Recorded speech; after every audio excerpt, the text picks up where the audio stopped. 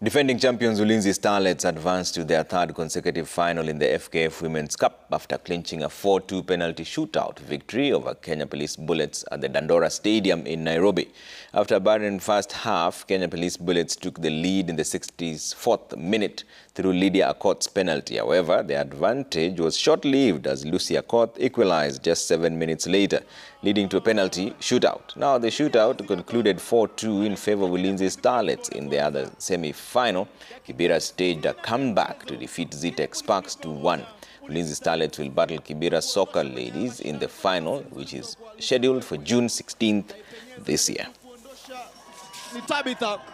Nimefurahi sana, especially knocking out Kenya Police, of which you remember last game they scored it was 4-0 It was 4-0, but ya kwanza ni kushukuru Mwenyezi Mungu kwa sababu nimekuwa away. Second half sijui kama umewatch game. Second half mimi na feel 45 ya pili imekuwa yetu, 45 ya first ilikuwa yao opponent, na walingangana wakaweza tukaweza kupata draw hiyo time, tuka come back kama tuko na solution na tukaweza kupata bao. Tukamesi kidogo, naweza sema maybe mentally tulienda chini haraka. Mchezo Kenya Police